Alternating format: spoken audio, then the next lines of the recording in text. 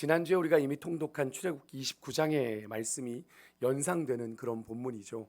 네, 출애굽기 29장에 비슷한 내용이 기록되어 있습니다. 출애굽기 24장의 말씀이 하나님께서 모세에게 시내산에서 주셨던 제사장에 대한 이야기였다면, 오늘 이 레위기의 말씀은 그 모세에게 주셨던 그 말씀대로 제사장에게 실제적으로 실행하는 그런 말씀이죠. 아론과 그의 아들들을 불러내서 그 아론에게 제사장으로 안수식을 거행하는 그런 예식이 실제적으로 거행되는 장면이 오늘 레위기에 기록되어 있습니다. 저는 오늘 여러분과 저를 주님께서 왕 같은 제사장으로 부르셨다라고 하는 베드로전서 2장 9절의 말씀을 전제로 오늘 이 제사장 안수식과 관련해 오늘 본문을 통해 오늘 이 시대를 왕 같은 제사장으로 살아가는 우리들에게 주시는 믿음의 교훈을 세 가지로 좀 나누고 우리가 새롭게 2월을 시작했으면 좋겠습니다. 먼저 모세는 5절에서 이 말씀이 여호와께서 행하라고 명령하신 것이다 라고 하는 사실을 언급합니다. 레위기를 읽다 보면 계속 그것이 중간중간 여호와께서 모세에게 명령하심과 같았다라고 하는 구절이 후렴이 들어가듯 반복되고 있는 것을 보는데요. 제일 먼저 제사장인 아론과 그의 아들들을 씻기고 말씀하신 의복을 입혀 그들을 제사장으로 삼아라 라고 하는 말씀을 하신 대로 거행하게 되는 건데, 여기서 이것이 여호와의 하나님의 명령이었다라는 말, 이것이 무엇을 의미하는 겁니까? 하나님께서 아론과 그의 아들들에게 새로운 신분을 부여하시고 그에 걸맞는 옷을 입게 하셨다라고 하는 것을 의미하는 거죠. 비록 모세가 하나님을 대리하여 이 일을 진행하고 있지만 그 모든 일을 계획하신 건 하나님이시고, 하나님의 뜻대로 모세는 그 일을 실행하는 대리자가 되어 하나님의 말씀대로 그 일을 행하고 있음을 말하고 있는 거죠. 여러분, 이 사실은 오늘 이 시대를 살아가는 왕 같은 제사장으로 살아가고 있는 여러분과 저에게도 동일한 사실이고요. 하나님께서는 당신의 한량없는 은혜로 우리를 구원하셨을 뿐 아니라 여러분, 분에 넘치게 하나님과 세상 사이를 중보하는 중보자로 제사장이라고 하는 거룩한 직분을 여러분과 저에게도 맡기셨다라고 하는 사실을 우리는 기억해야 됩니다. 세상을 하나님과 화목하게 하는 자로요. 여러분, 이것이 구약 시대에는 한정된 사람, 그리고 특정한 가문, 그리고 즉 아론과 그의 아들들과 그의 후손들만이 누릴 수 있는 특별한 부르심이었다라는 것을 우리가 고려해 볼 때, 여러분과 제가 받은 이 왕 같은 제사장이라고 하는 이 부르심이 그냥 일반적인 부르심이 아니라 참 특별하고 귀한 부르심이다라고 하는 것을 우리가 생각할 수 있는데요. 이 귀한 사명은 그냥 감당하는 것이 아니라 몇 가지 공식적으로 거쳐야 하는 단계가 좀 있습니다. 오늘 여러분 말씀을 읽으시면서도 확인하셨겠지만, 먼저 제사장의 안수식이 있기 전에 6절에 보면 아론과 그의 아들들을 데려다가 물로 씻어 성결하게 했다라고 하는 말씀이 나옵니다. 여기에 쓰인 씻는다라고 하는 이 단어는 죄로부터 깨끗하게 한다라는 그런 의미가 담겨있는 좀 특별한 단어입니다. 이것은 제사장들이 하나님 앞에서 정결해야 함과 더불어서 이 정결하게 된 제사장들의 지시를 따라서 하나님께 제사를 드려야 되는 모든 이스라엘 백성들이 하나님 앞에 가져야 되는 순결하고 정결한 마음을 의미합니다. 문자적으로는 이 단어가 그냥 손과 발을 씻는다라고 하는 좀 가벼운 그런 의미이지만, 오늘 이 아론과 그의 아들들이 처음으로 제사장의 의복을 입는 날이기 때문에 여기에서는 좀 온몸을 씻는 그런 개념으로 이 단어를 좀 이해해야 될 것 같은데요. 괜찮으시면 뒤에 히터를 잠깐만 꺼도 될까요? 제가 이 열 때문에 입이 계속 말라가지고 잠깐만요. 죄송합니다.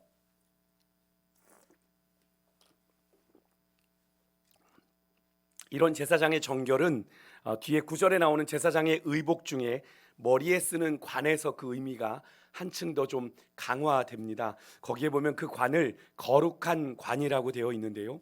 여기서 관이라는 단어가 의미하는 것이 하나님께 온전히 바쳐진 사람, 누굽니까? 나시린이죠. 나시린을 의미하는 단어와 같은 어원을 가지고 있습니다. 그러니까 상당한 의미가 있죠. 즉 여기서 제사장의 머리에 쓰는 관은 이것을 제사장이 나시린처럼 하나님께 온전히 바쳐진 사람이다 라는 의미를 가지고 있는 거고요. 그 관에 금패를 붙이게 되어 있는데 거기에는 뭐라고 쓰게 되어 있어요? 오늘 우리 레위기엔 나오지 않지만 출애굽기 말씀에 보면 여호와께 성결이라고 하는 금패가 그 관에는 이렇게 붙여지게 되어 있었습니다. 이 문구는 제사장이 거룩하신 하나님 앞에 서 있다라고 하는 것을 상징적으로 보여주기도 하는 겁니다만, 그가 그렇게 평생을 하나님을 섬기며 헌신하도록 특별히 구별된 사람이다라는 사실을 의미함과 동시에, 그로 인해 하나님께 제사를 드리러 나오는 이스라엘 백성들 또한 그 제사장 머리에 쓰여 있는 여호와께 성결이라는 그 문구를 보면서 자신들 또한 하나님 앞에 거룩하게 드려진 택하신 백성임을 깨달아야 한다는 의미가 그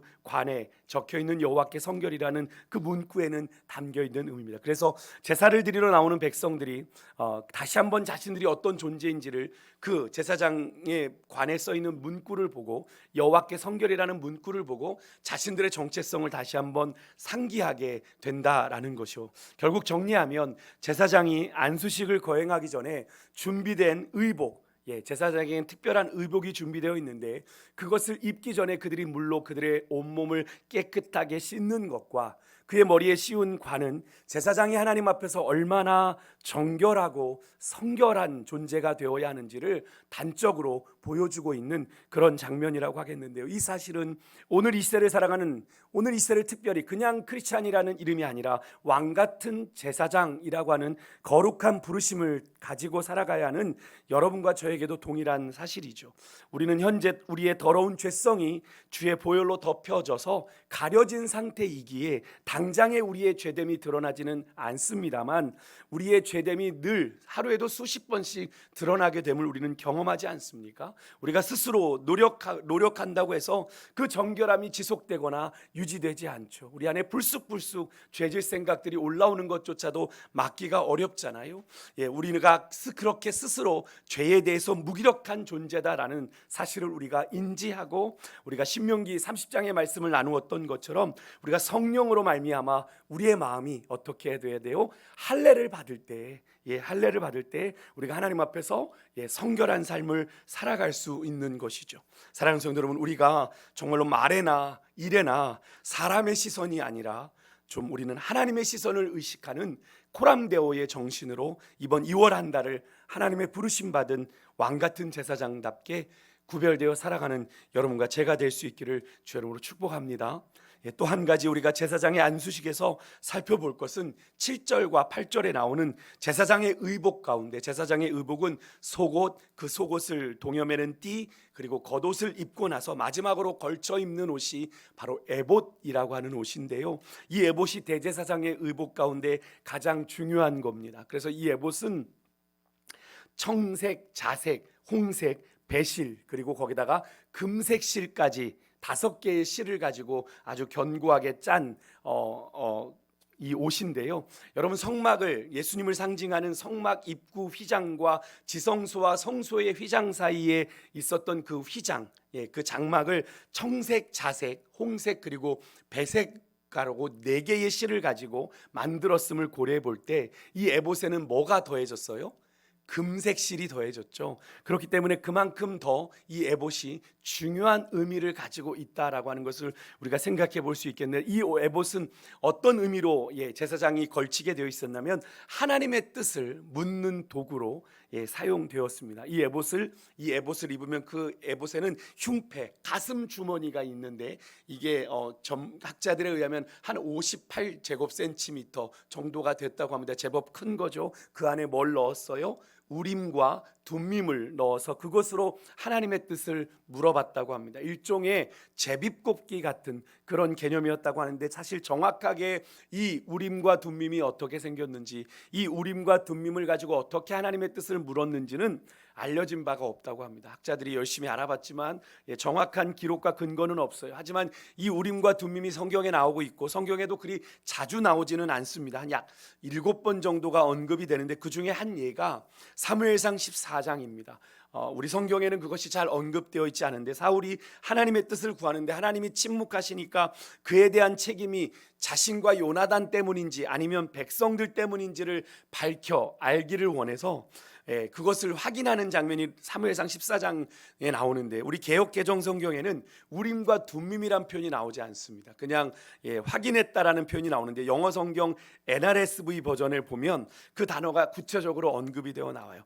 번역된 것을 좀 읽어드릴게요. 그때 사울이 말하기를 주 이스라엘의 하나님이여 왜 오늘 주의 종에게 응답하지 않으셨습니까? 주 이스라엘의 하나님이여 만일 저나 요단 아래에게 죄가 있다면 우림을 주시고 만일 이스라엘 백성들에게 죄가 있다면 둠밈을 주십시오. 우림, 둠밈이 표시되어 나오더라고요. 그래서 요나단과 사울이 제비뽑기로 뽑혔고 이스라엘 백성들의 무죄함이 드러났다라고 NRSV 영어 성경은 이렇게 번역이 되어지는데요. 여러분, 이 흉패가 결국 무엇을 의미하는 겁니까? 제사장은 자기 임의대로 자신의 지혜와 판단에 의지해서 어떠한 일을 결정하는 사람이 아니라는 거죠. 무엇입니까? 하나님의 뜻을 물어야 하는 사람이다라는 것을 우리가에게 단적으로 보여주고 있는 거죠. 위에 살펴본 사무엘상 14장 경우 말고도 그 외에 이 우림과 둠밈을 다루고 있는 본문들을 보면 이 흉패의 우림과 둠밈이 하나님의 의지를 묻는데 쓰였습니다. 하나님의 뜻이 어디 있는지, 하나님의 의지가 어디를 향하고 있는지를 묻는데 이 우림과 둠밈이 사용됐는데요. 결국 제사장은 자기 임의대로 제사장의 직분을 감당하는 자들이 아니라 하나님의 뜻을 묻고 또 물어야 하는 사람이다라는 사실을 우리가 다시 한번 확인하게 되는 거죠. 사랑하는 성도 여러분, 이번 2월 한 달 다시 한번 우리가 구정 설 명절을 통해서 또 한 번의 새해를 맞이하고 새로운 마음, 새로운 결심, 새 출발을 우리가 다시 한번 좀 다짐하게 되는데, 어제 제가 수요일에 말씀을 드린 것처럼 우리가 여러분 주님보다 앞서지 않고 겸손하게 주님의 뒤를 따라가기 위해서 오늘도 우리가 주님께 우리의 나아갈 길, 또 행할 길을 묻고 또 물어 나아가는 여러분과 제가 될 수 있기를 간절히 소망합니다. 세상 사람들은 중요한 일을 앞두었을 때 점쟁이를 찾아가서 묻지요. 이사하는 날, 결혼하는 날, 택일하러 갈 때 가서 묻습니다. 궁합과 사주를 보러 가기도 하고, 또 이런 대선이나 정치인의 선거가 있을 때는 점집이 호황을 이룬다고 하죠. 심지어 그런 경우는 교회 장로님인데도, 교회 권사님인데도, 집사님인데도 한번 점집에 가서 점을 친다고 합니다. 우리 교회는 없으시죠? 네. 이런 우리 믿음의 사람들이 그런 짓을 한다는 것 스스로 여러분 망하겠다는 거죠. 스스로 사단의 노예가 되겠다는 거죠. 그런 인생을 하나님이 책임져 주시고 여러분 복 주시겠습니까? 천부당 만부당한 말씀이죠. 사실 저도 예전에 그 스포츠 신문이 있을 때는, 요즘엔 스포츠 신문이 없습니다만 있죠. 알지 않을 뿐이죠. 스포츠 신문에 보면 오늘의 운세가 있었습니다. 학교가 부천에 신학대학이 있다 보니까 2호선 1호선을 타고 가다 보면 꼭 스포츠 신문이 이렇게 단상에 올려져 있거든요. 할 일 없으니까 이제 그것을 내려서 읽다 보면 꼭 운세가 나오는데, 사람의 심리가 참 그래요. 운세에서 어디에 눈이 갑니까? 이렇게 제 띠에 가는 거죠. 오늘 무슨 일이 있나 보게 되는데, 어느 날 그런 생각이 부뜩 들더라고요. 근데 그것을 읽고 간 그날 그 생각이 제 머릿속에 떠나지 않는 겁니다. 어디로 가면 어떻게 되고 이런 일들이 제 머릿속에서, 그래서 제가 그렇게 행동을 하고 있는 게 제가 느껴지게 됐어요. 여러분, 그런 것들을 들으면 거기에 영향을 받게 되는 것이 우리입니다. 그죠?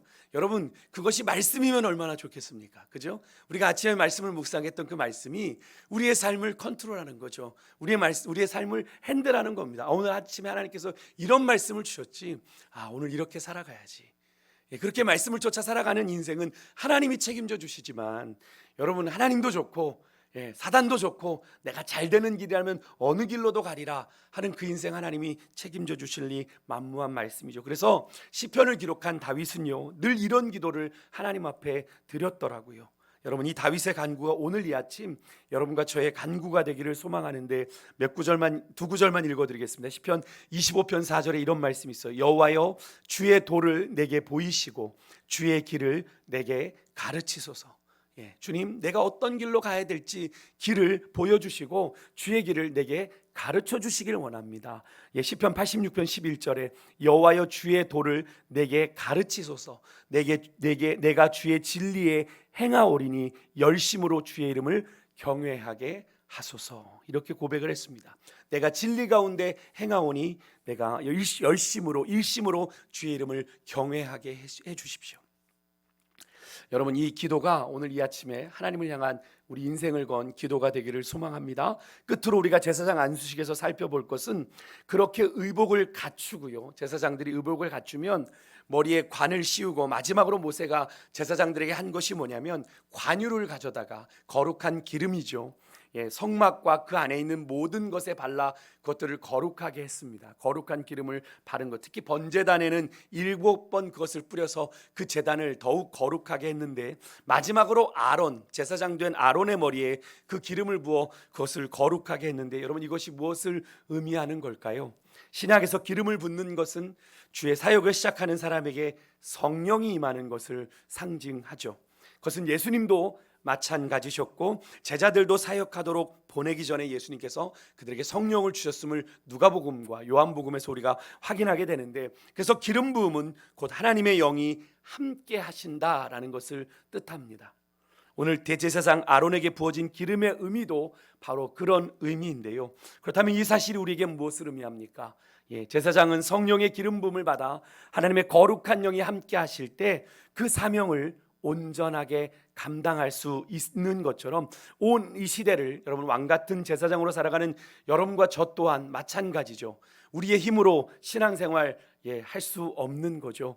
성령의 충만함 받을 때 우리가 단순히 내가 구원받은 차원에서 뛰어넘어서 우리가 하나님과 세상을 화목케 하는 자로서의 부르심의 사명, 왕같은 제사장의 사명을 온전히 감당할 수 있다라고 말씀하고 계시는 거죠. 여러분, 우리가 좀 상투적으로 교회 안에 오면 당연히 그냥 의릇것 구호 외치듯 성령 충만을 여러분 외칠 것이 아니라, 오늘 이 아침에 우리의 한 달, 아니 1년, 아니 우리가 주님 앞에 가는 그날까지 여러분, 우리의 인생을 우리 성령 하나님께서 온전히 주장하시고 다스리시도록 여러분, 오늘 이 아침에 주님 내게 성령 충만을 주시옵소서, 그렇게 좀 기도하며 간구하며 나아가십시다.